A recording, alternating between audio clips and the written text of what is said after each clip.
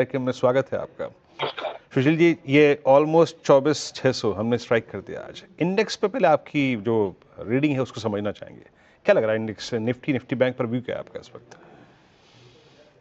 PCR से अनुरोध है, मेरे स्क्रीन को शेयर करें। हाथ कंगन को आरसी क्या, पढ़े लिखे को फारसी क्या। चार्ट की बात चार्ट से बताएंगे आपको। स्क्रीन पे अगर पीसीआर मेरी इस स्क्रीन को शेयर कर दे।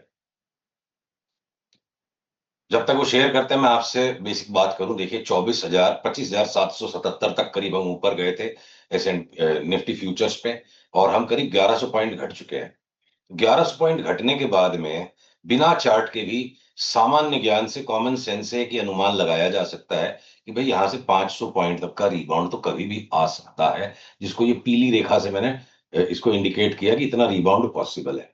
और उसके बाद कंजर्वेटिव होने के नाते कि हमें एक साथ अग्रेसिव फोरकास्ट नहीं लेनी चाहिए जब तक हम इस रेजिस्टेंस लाइन को क्रॉस नहीं करें। फिलहाल के लिए हम अभी यही प्लॉट कर सकेंगे कि 25,303 के ऊपर जाए, 25,300 के ऊपर जाए बिना हम वापस एक बार करीब करीब इसी लेवल पर गिरेंगे। एक और चीज आप देखिए इस चार्ट पे, पिछले 6-7 महीनों में, पिछले 6-7 नहीं 4-5 महीनों में इस रेंज से, इस जोन से मार्केट कई बार निफ्टी कॉन्ट्रैक्ट यहां से घूमा है। तो 500 पॉइंट का निफ्टी पे रिबाउंड, और साथ साथ में अगर मैं बैंक निफ्टी की बात करूं तो बैंक निफ्टी भी करीब करीब इसी तरह का रिबाउंड देके 57,200 तक अगर आ जाए तो कोई बड़ी बात नहीं होगी। और इसको न भविष्यवाणी मानना चाहिए, न टारगेट सेटिंग मानना चाहिए। ये बहुत एक्सट्रीम शब्द है, इस पे माइंड अटक जाता है।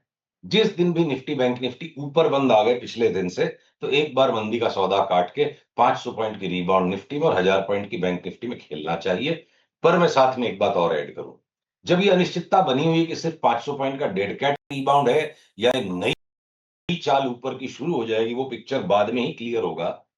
परंतु बहुत सारे स्टॉक्स अभी भी ऐसे हैं जहां ये अनिश्चितता करीब करीब मिट चुकी है। और भले ही निफ्टी सिर्फ 500 पॉइंट की डेड कैट रिबाउंड बने, कई सारे स्टॉक्स ऐसे हैं जिनमें 20%, 30%, 35% तक की भी चाल लार्जर टाइम फ्रेम पर मिल सकती है।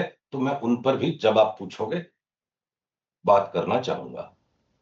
हम तो उसका इंतजार कर रहे हैं। वैसे आपने कहा एक रिबाउंड की लाइक्लीहुड बनती है, पॉसिबिलिटी बनती है। 25,303 वो रेजिस्टेंस लाइन है।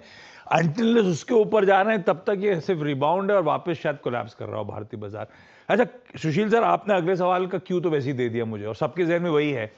एक तो ये रिबाउंड आ रहा होगा तो कौन सी थीम्स होंगी जो रिबाउंड में ज्यादा बढ़िया तरीके से पार्टिसिपेट कर रही होंगी? आप किन स्टॉक्स पे रिबाउंड आए, कोलैप्स करे, आप किन थीम्स, किन स्टॉक्स पे ज्यादा बुलिश हो सर? बहुत बढ़िया सवाल आपने मेरे मन का सवाल दे दिया। बल्कि ये समझिए कि मैंने आपसे कह के सवाल मांग लिया है। तो वापस एक बार अनुरोध है, पीसीआर कृपया सिर्फ थोड़ी सी देर के लिए स्क्रीन को दोबारा दिखाइए। बहुत महत्वपूर्ण बात मैं एक चार्ट से आपको इलस्ट्रेट कर पाऊंगा। हाँ देखिए, ये निफ्टी की ही चार्ट आई है। अब अगर निफ्टी में हमें ये कंजर्वेटिव एस्टीमेट लेके चलना है, इसको फोरकास्ट मत मानिए, कि जब तक नया एविडेंस नहीं आए 25,300 के ऊपर चलने का, यही मान के चलो कि कंजर्वेटिवली भैया रिबाउंड ही होगा। और अगर निफ्टी वास्तव में वापस एक बार 24,600 के नीचे आ जाएगी, तो जिन स्टॉक्स ने इस तरह की साइकिल को कंप्लीट कर लिया, एक रिबाउंड के बाद के इस लार्जर पैटर्न को कंप्लीट कर लिया, उन स्टॉक्स की लिस्ट में मैं पकड़ूंगा, मान लीजिए एशियन पेंट्स। उन स्टॉक्स की लिस्ट में मैं पकड़ूंगा जुबिलेंट फूडवर्क्स। कि आप अगले 500 1000 पॉइंट की निफ्टी के फेयर में न पड़ के इनको 2 महीने 3 महीने के अंतराल में पकड़िए। मैं उसमें पकड़ूंगा पीडीलाइट को, जो पीडीलाइट लगता है यहां से 25% बढ़ जाए। Large cap blue chip stock, bluest of the blue chip stock से मोस्ट रिस्पेक्टेड कंपनीज में है, अगर उसमें मेरे को 4-5 महीने में, 3 महीने में 25% की रिटर्न मिल सकती है, तो मैं निफ्टी को लेकर ऑब्सेस्ड नहीं होना चाहता। उसी तरह अगर डिफेंस के सेक्टर में जो शिप बिल्डिंग से रिलेटेड डिफेंस के स्टॉक्स, जिसका लास्ट मंगलवार को भी हमने जिक्र किया था कि हम उन्हें बाई सिग्नल का वेट कर रहे हैं, वो पैटर्न्स ऐसे परिपक्व हो चुके हैं कि जब भी अगर बाजार नया रिबाउंड बनाना शुरू करे, तो निफ्टी रिबाउंड में है या वापस लॉन्ग टर्म इसका एसेंट शुरू हो गया है, उस प्रश्न का उत्तर आने के भी पहले, अगर ये माझगांव डॉक्स, कोचिन शिपयार्ड और गार्डन रिच शिप बिल्डर्स अगर यहां से लगे कि 60-70-80% तक की चाल शुरू कर सकते हैं, तो हम आउट परफॉर्मिंग सुपरलेटिव स्टॉक्स को परचेस करेंगे कमिंग निफ्टी रिबाउंड में, rather than focusing all the energy only on trading nifty. Okay. अच्छा सुशील जी, एक और बड़े सेक्टर पे और उस सेक्टर के स्टॉक्स पर आपका व्यू, आई मीन आईटी के नंबर्स बहुत खराब रहे। कल टीसीएस का उस छटनी की खबर ने अगर आप देखें ढांचा तोड़ दिया। हम लगभग 4 साल के लोस पे ट्रेड कर रहे हैं। आईटी पर आपका व्यू क्या कहता है अब इस वक्त? देखिए टीसीएस की चार्ट, मैं बार बार पीसीआर को परेशान भी नहीं करूंगा, वो खुद ही दिखा दें अगर इसके, हाँ दिखा दी उन्होंने। तो देखिए टीसीएस की चार्ट जो टूट करके आज साल के न्यूनतम स्तर पर करीब करीब आ गई है। ये अगर अगर किसी की कोई पोजीशन नहीं हो, कोई व्यू नहीं हो, और ये भी नहीं पता हो कि ये टीसीएस की चार्ट है, तो आप इस चार्ट पे क्या करोगे? एक चार्टिस्ट के नजरिए से इस चार्ट पे बाई सिग्नल के आने का वेट करना होगा। इतने घटे हुए स्टॉक को यहाँ पे जब आरएसआई डाइवर्जेंट हो गई, सारी वेव काउंट कंप्लीट हो गई, सारी न्यूज डिस्काउंट हो चुकी है, ऐसा प्रतीत होता है यहां बेचकर अब बहादुरी नहीं है।